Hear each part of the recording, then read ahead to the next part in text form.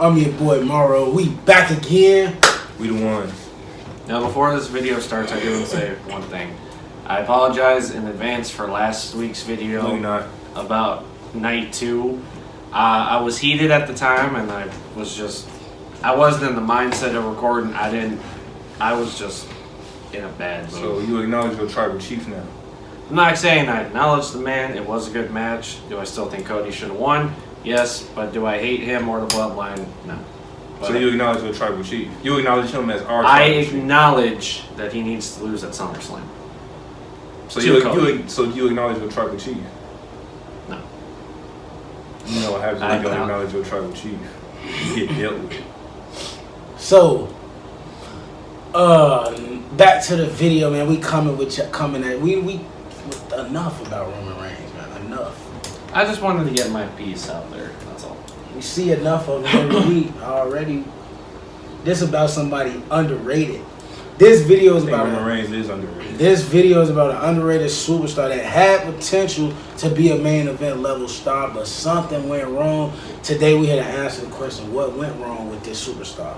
Well, he also had an underrated theme song. Yeah. Too. We're talking about Wade Barrett. So the initial Wade Barrett run was the first NXT. It was in 2010. He was on the season 1 with all the D. Bryan, Skip Sheffield, all of them. Well, let's also acknowledge that during this time period, NXT isn't what it is today, where it was its own wrestling show and stuff like that. It was looked at as a game show. He did all these challenges that made no sense, doing all this stuff. WWE pros and rookies. So it was like some stuff like it was a game show talent type thing. So his pro was Jericho. Yeah. So obviously Wade won season 1. He was the best one on that season. Even though Daniel Bryan was the most popular because he came from people love Daniel Bryan over there. But Barrett was the best one in that season for sure. Talent wise, he had the look, the size, the stature on the mic. He had it all. So what happened? He went NXT. He made his debut on Monday Night Raw. Y'all know the infamous debut. I think it was June 27th. You know the exact date. 2010.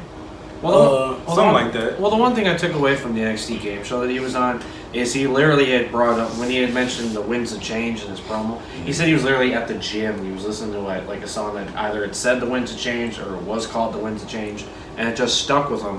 And he knew when he came in that night to do the promo, he's like, you know what? I'm going to say the winds of change are here. Yeah. So, he debuted it on Raw.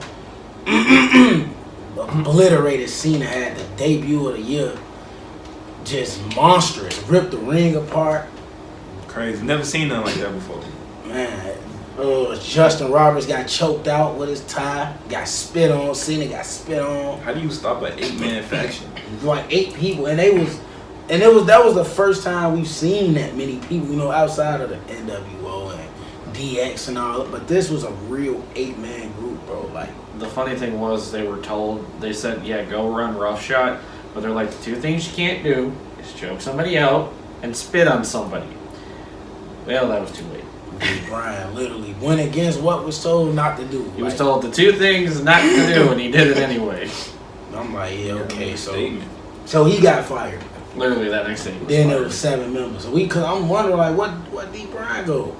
I'm watching Raw in 2010, and what D. Bryan go? Yeah, I was watching Inside the Ropes, and that's when they brought it up. Because Wade Barrett was like, what was your opinion on Nexus and everything? He brought up, was like, yeah, you're not supposed to spit on anyone and not choke anybody. Did you have to tell them that? Not to choke nobody or spit on nobody? Did you have to tell somebody that? Well, it was kind of I wouldn't say it was kind of like a written rule where you're not supposed to do it. I mean, I wouldn't. That's pretty ruthless to spit on somebody.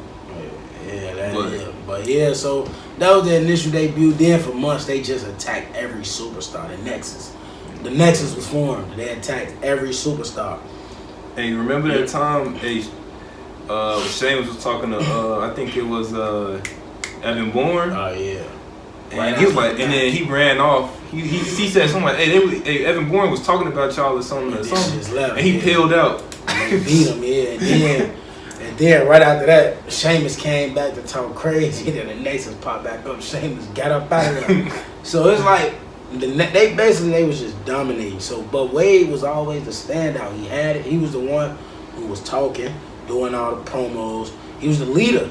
So they had a good run, man, but then came SummerSlam 2010 where it was supposed to be the crowning moment for this group that WWE put so much effort into to make dominant. They were supposed to beat Team WWE at SummerSlam, but that team was stacked too. I'm talking about you had Cena, Bret Hart, Edge, Jericho, R-Truth, John Morrison. I think Khali was on that team. And then Deep. No, he wasn't. No, he was supposed to be. They took him out.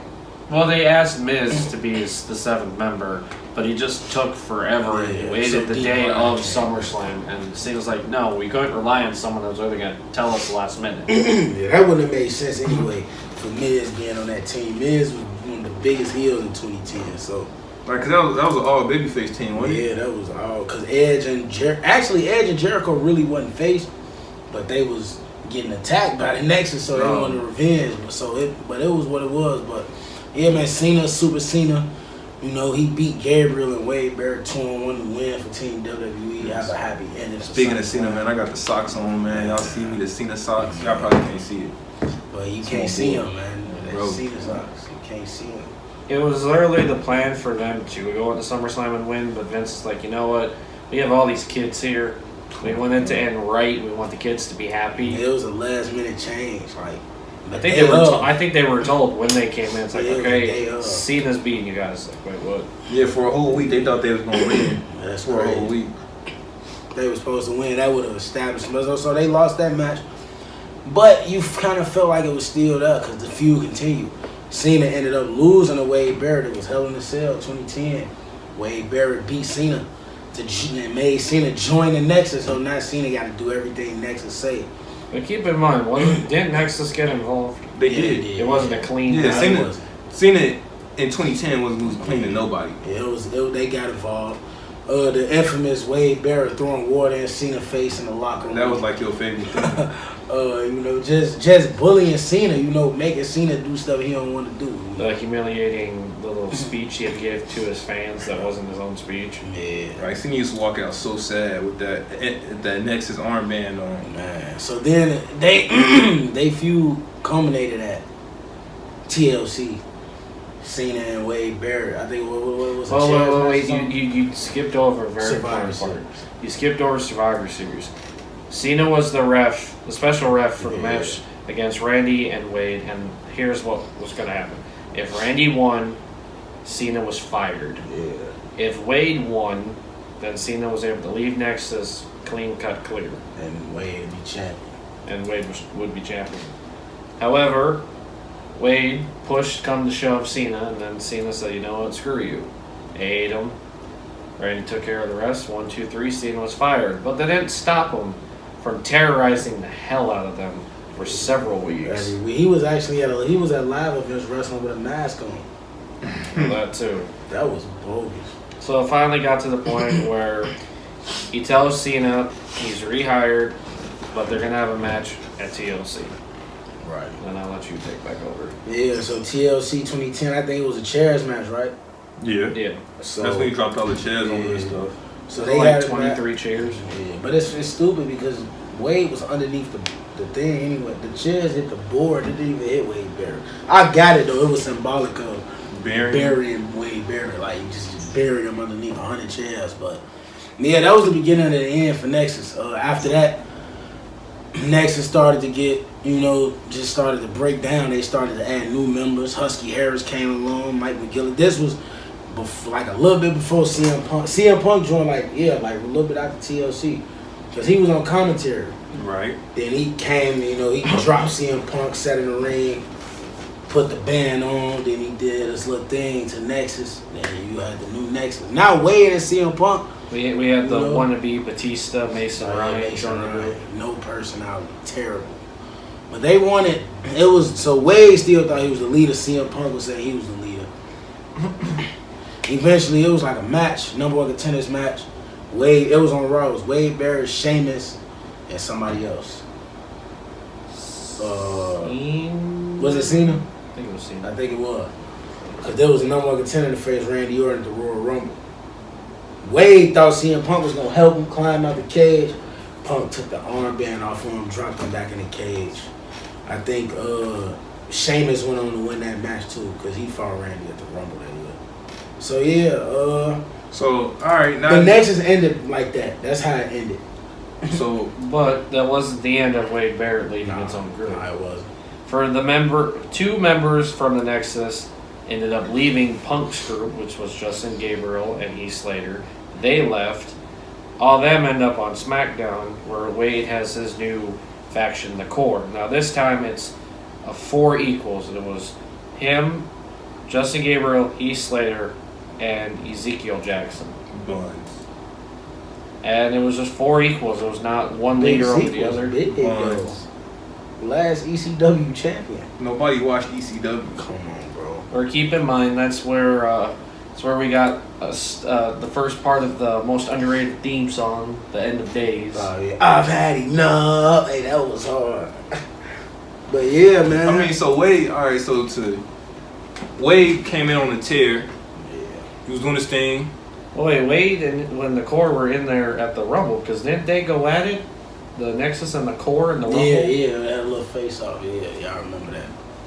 So I was trying to. Wade Barrett was doing his thing, so it looked like the momentum was going up. And then he just never clicked. Did he do anything productive at that year's WrestleMania?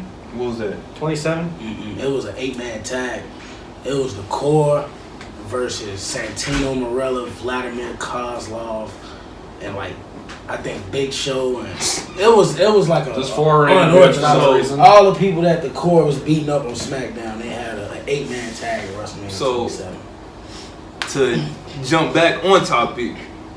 So exactly where do y'all think Wade Barrett? Where did they go wrong with Wade Barrett? Well, I ain't gonna lie. For me, I feel like WWE went wrong with Wade Barrett. I feel like what went wrong was when they lost at SummerSlam 2010. His entire career would have been a different path if the Nexus would have beat Team WWE, because that would have established Wade Barrett as a dominant leader of the most dominant faction at that time. And not only that, he just got a big win, and it established them as a dominant group because they came in and beat up everybody, and then they lost. Because everybody on that team that we saw was basically main eventers. You had Edge was still going crazy. R-Truth was just in the main event. Jericho. Yeah. Only D. Bryan was the only one who was young, who wasn't on none yet. But For me, I don't think it necessarily had to do with the loss at SummerSlam.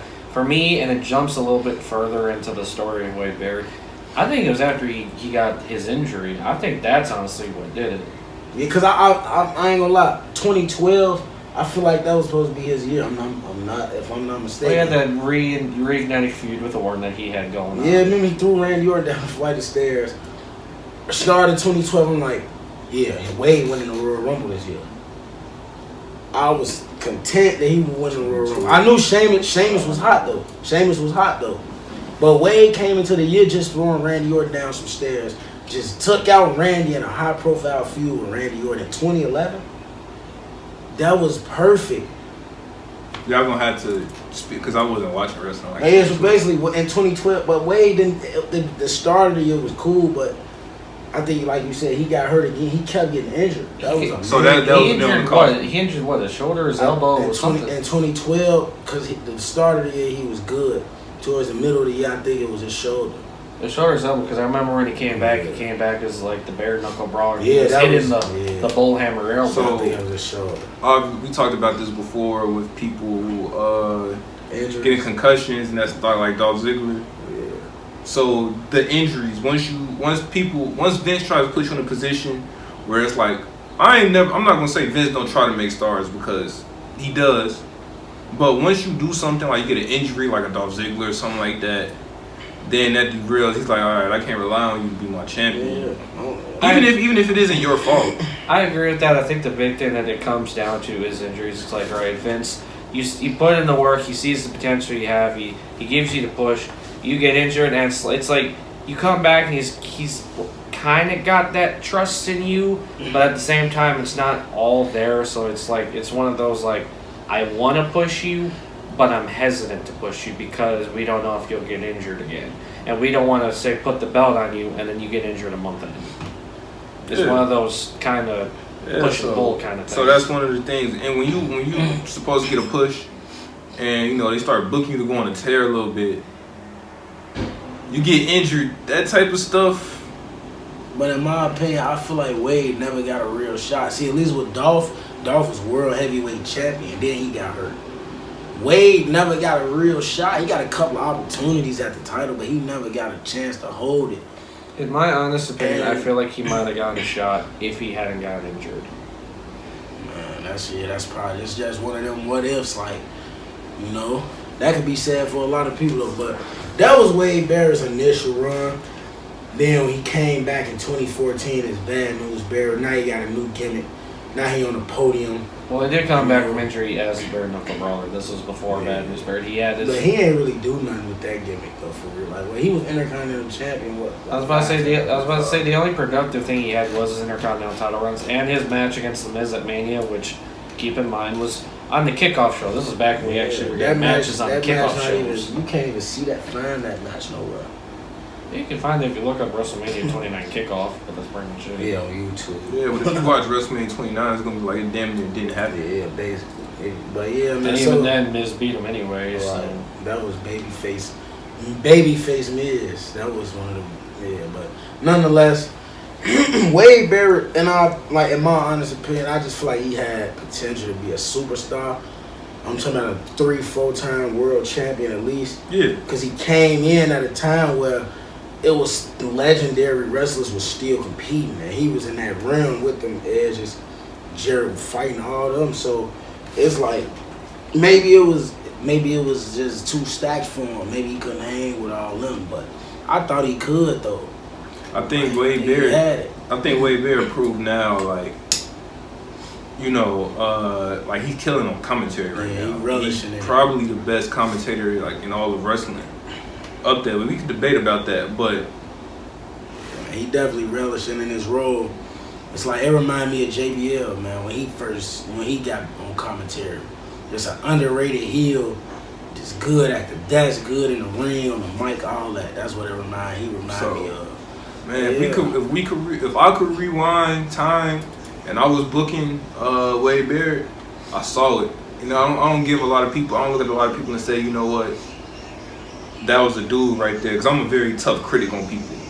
So it takes a lot for me to find something that I like and be pleased with it.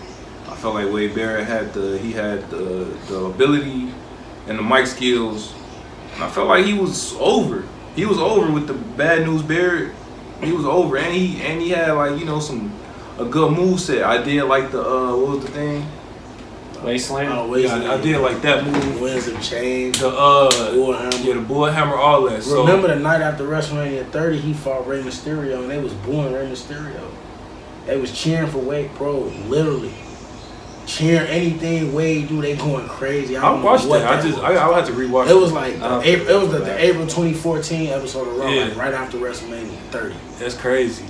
But I feel like if you ask me, there's a list of guys who I feel like could have had better careers. I know everybody can't be a 10-time world champion. That's not really, but at least a couple times. And we gonna do more vids on these what went wrong. There's a lot of wrestlers we could talk about. So Well, one question I want to ask, and then we'll wrap it up, is: do you think he gets back in the ring, or do you think he's just staying? It's over with. No, I think it's over with. He gotta be like 40 now. I don't even want to. He like 45. Wade Barrett old. Yeah. I don't want to see Wade back in there, man. He had an underrated career as a 5-time champion. He had some good matches. You know, he's an integral part of WWE, of wrestling. He was a leader of one of the most dominant groups ever, Nexus. So he gonna always be a main person WWE rock with. That, you know. Another thing about, wasn't he released at one point? Yeah, 2016. Probably. He asked for his release to be an act, do some movies in like 2016. Wanted to focus on his acting career, But, I could say he was one of those dudes that I feel like didn't really have a weakness. He was good in the ring. I liked his moveset. Kind of like a Baron Corbin, where I like his moveset. He was a good talker. He actually, to be honest, probably could have been a good babyface too. Yeah, well, he never really get to see it. So, he was super over with the Bad News Barrett thing, but he was still technically a heel. He was one of those. Yeah. So, to me, Wade Barrett was a missed opportunity. I don't know how y'all feel I about feel the Wade. same way. I think he had some success, but it wasn't what we thought Yeah, it for would sure. be. At least a 5-time, 3-time world champion. Yeah. That would have been decent. Even if he would have won it one time, I feel like that would have just cemented him. I feel like just winning the WWE Championship once, that cements you in the realm. You know, your legacy cemented when you win the WWE title. You know, believe it or not, there's actually one thing we forgot in his career: What's that? the League of Nations. Yeah, I've tried to skip that on purpose. I ain't like it had potential. It had though. potential. But you know why they put them together though? To make Roman look really, really strong. Like, come on, Roman man. damn near beat all 4 of them by They put that himself. group together to get Roman over, basically. Just, oh yeah, we gonna feed him to Roman every week. We gonna feed Sheamus to Roman, Alberto Del Rio, like everybody. That was a group I almost got excited That was a good about. group though. Del Rio, Rusev, Sheamus, and Wade. All the league. It was a good name, League of Nations. All the different countries. Literally half of those members are all what went wrong videos of themselves. Oh yeah. Rusev definitely.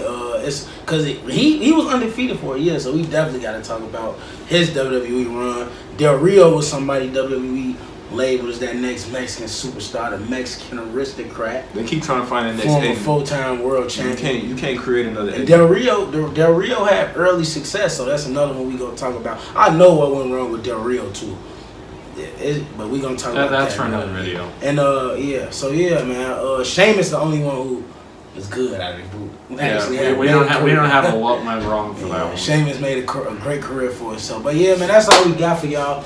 Let us know in the comment section what y'all think went wrong with Wade Barrett. Like the video, man, subscribe. We on the road to 300. We trying to hit it by August. That's SummerSlam.